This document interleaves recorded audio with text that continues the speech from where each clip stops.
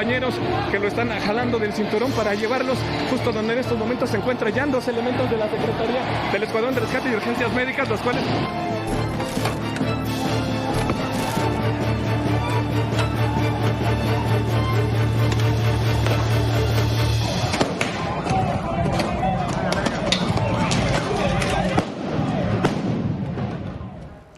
Y de esta forma se conmemoró el 57 aniversario de la matanza del 2 de octubre con una serie de actos vandálicos, agresiones contra 94 policías y por lo menos 6 compañeros de la prensa atacados por el llamado Bloque Negro. Había más de 100,000 personas que asistieron a esta movilización. De ellas, imagínese usted, tan solo 300 iban encapuchados, pero bastó para que hicieran un desastre absoluto. Sí, y un desastre absoluto que desgraciadamente suele terminar en la impunidad.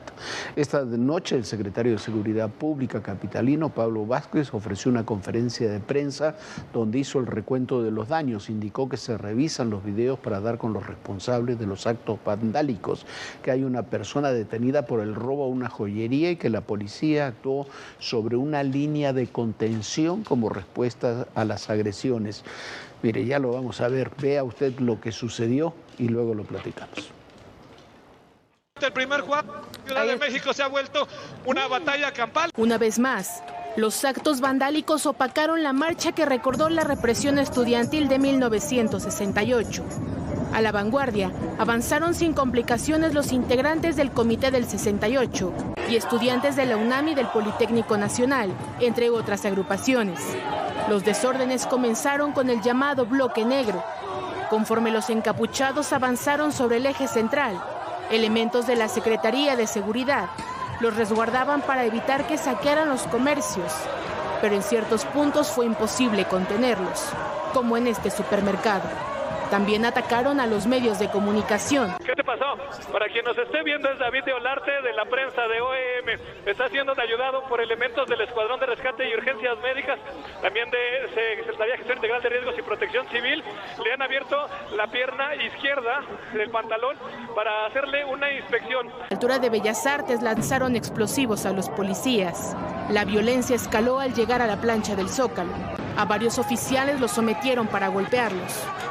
Personal de la Brigada Marabunta y de la Comisión de Derechos Humanos intervino para evitar una tragedia mayor. Cerca de las 6 de la tarde, el llamado Bloque Negro intentó tomar más terreno replegando a los oficiales, quienes se mantuvieron sin responder a las provocaciones. En conferencia de prensa, el secretario de la Policía capitalina, Pablo Vázquez, aseguró que habrá sanciones para quienes cometieron actos vandálicos. Nosotros, y así lo mencionamos en el mensaje, actuamos de acuerdo a los protocolos de actuación policial. Si hubiera alguna agresión o alguna actuación fuera de los mismos, debe de investigarse y eso es lo que haremos.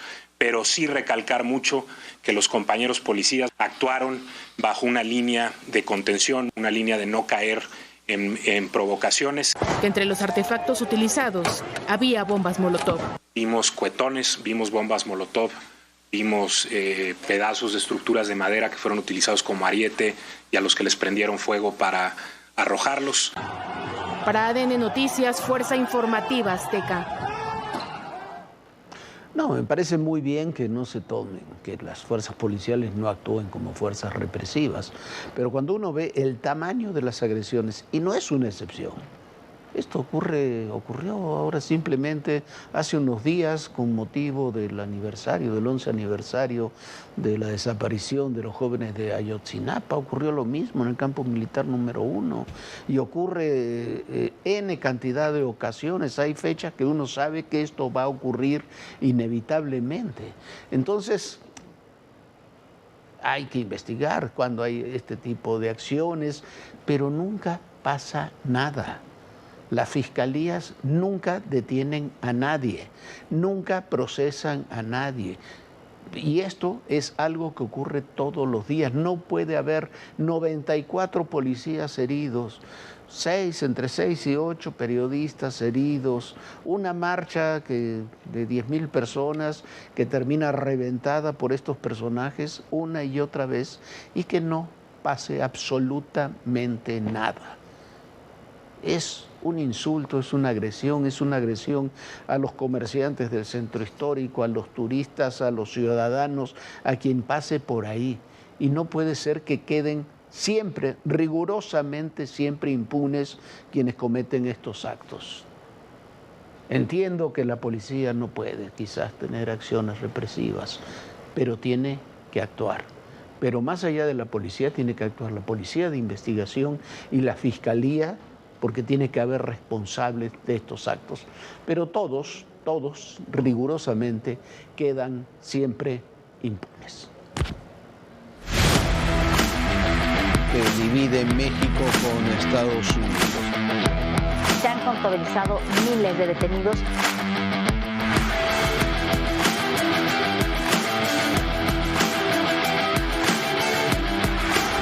Continúan las repercusiones. Una lucha de traiciones.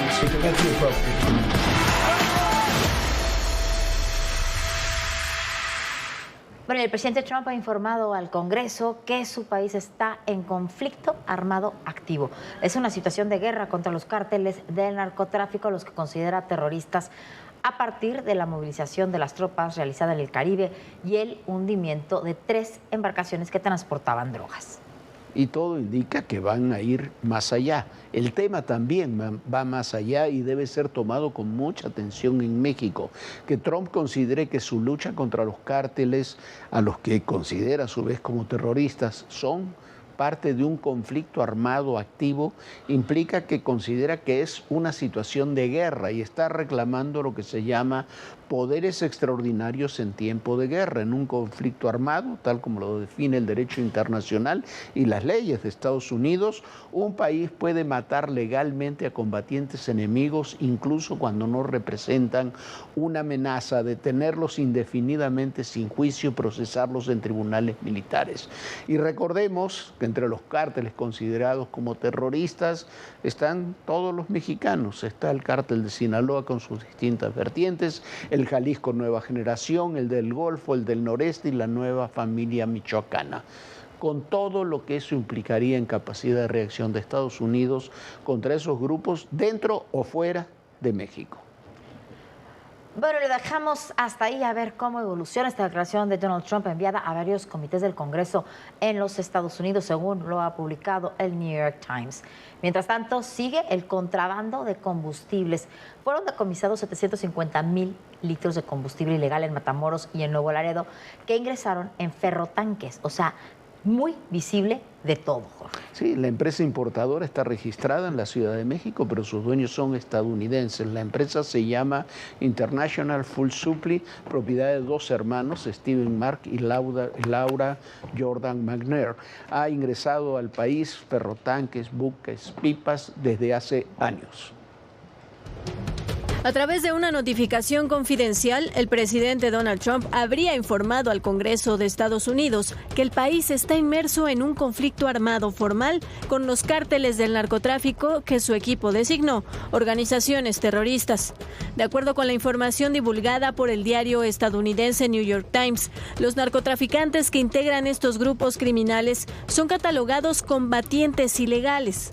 Los periodistas Charlie Savage y Eric Schmidt indican que el aviso fue enviado a varios comités del Congreso. Esta decisión le da a Trump poderes extraordinarios en tiempos considerados de guerra.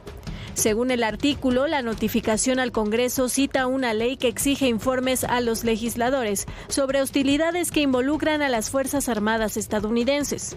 En la publicación se asegura que Trump determinó que los cárteles involucrados en el tráfico de drogas son grupos armados no estatales, cuyas acciones constituyen un ataque armado contra Estados Unidos. Además, cita un término del derecho internacional que indica conflicto armado no internacional. Tomando en cuenta los antecedentes hostiles de estos grupos contra los ciudadanos, intereses de los Estados Unidos y naciones extranjeras amigas, el presidente determinó que están en un conflicto armado no internacional con estas organizaciones terroristas designadas.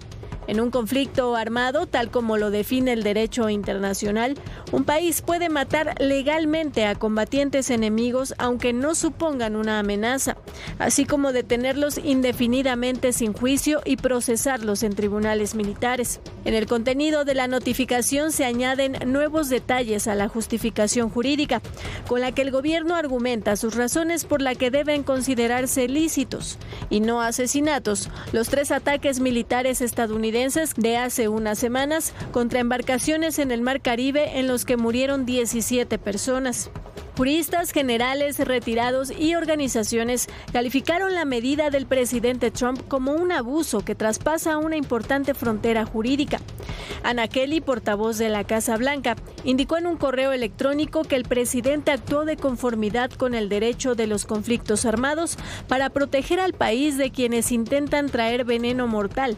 Además, indicó que está cumpliendo su promesa de enfrentarse a los cárteles y eliminar estas amenazas a la seguridad nacional para que no asesinen a más estadounidenses.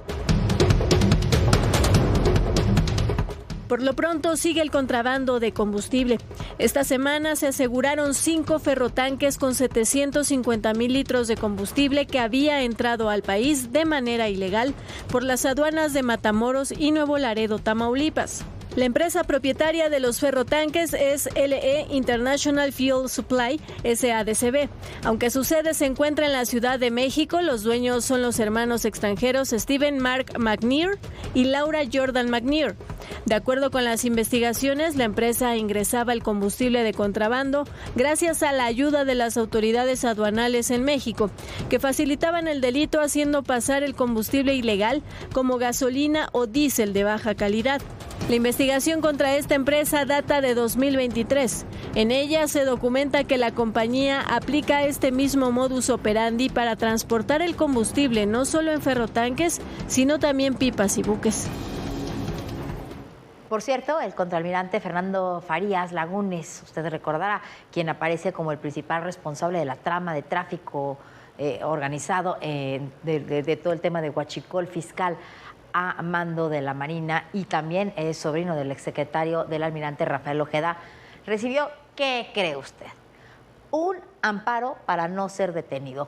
Se pospuso su comparecencia y está en libertad luego de haber pagado una fianza. ¿Quién cree que le dio este amparo? Bueno, lo decretó nada más ni nada menos que una de las nuevas juezas que han surgido de la elección del Poder Judicial. Su hermano, el vicealmirante Manuel Roberto Farías, está ya detenido en el penal del Altiplano. Su hermano, el principal responsable señalado por este tráfico de huachicol fiscal, está amparado por un juez del bienestar. Bueno, mientras tanto siguen apareciendo temas en torno a la barredora, Hernán Bermúdez, el exsecretario de Seguridad, y Adán Augusto López. Ayer se divulgó que su hijo, Augusto Andrés, se llama, en homenaje a Andrés Manuel, mientras era estudiante de Derecho y hacía el servicio social en la Cámara de Diputados, cobró 800,000 pesos en un año, al mismo tiempo que aparecía como asesor de la bancada de Morena. Estaba haciendo apenas el servicio social.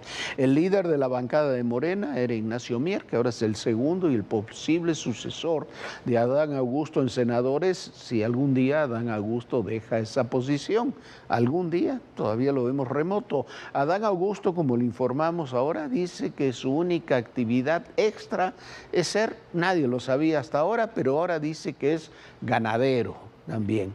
Más grave aún, el periodista Héctor de Mauleón develó que según cables enviados por el Centro Regional Sureste de Inteligencia, en 2022 enviaba estos mensajes. Se sabía que Bermúdez encabezaba el cártel de la Barredora y que un sujeto apodado el JJ, eso dicen los cables del CNI, dicen que este personaje era el lugarteniente, el JJ de Bermúdez, y que ejecutaban, limpiaban Tabasco con el cártel Jalisco Nueva Generación, y los que mataban en Tabasco eran abandonados en el estado que gobernaba el cuñado de Adán Augusto, Rutilio Escandón, o sea, los abandonaban en Chiapas.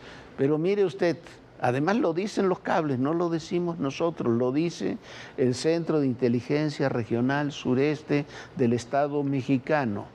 A ese mecanismo de matar en Tabasco y arrojar en Chiapas, en el argot de este grupo de la Barredora, le llamaban como uno de los programas estrellas de López Obrador, Sembrando Vida. Así están las cosas, Viviana, y así operaba este grupo. Bueno, y la violencia continúa en el país. En Baja California se detuvo un objetivo prioritario de la fracción de Los Mayitos. Mientras tanto, en Tabasco y Michoacán, integrantes del cártel Jalisco Nueva Generación se enfrentaron con autoridades y hombres armados. Golpe a la facción de los Mayos en Baja California Sur. Autoridades de la Mesa Estatal de Seguridad destacaron la detención de Luis Alberto N., alias El Moto Ratón. Se trata de un objetivo prioritario y generador de violencia en la entidad. Este sujeto es identificado como jefe de plaza de La Mayiza en el municipio de Comondú. Durante su detención se aseguró armamento, equipo táctico y droga.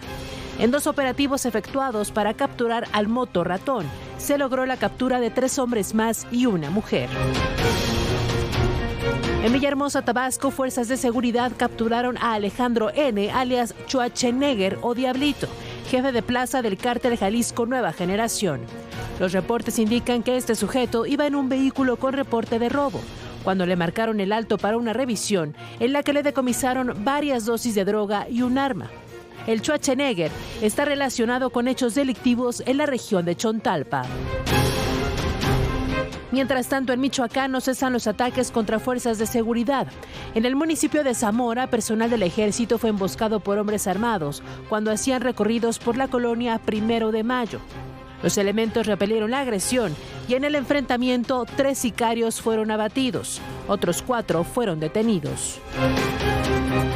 En la localidad Ario de Rosales hubo otro enfrentamiento.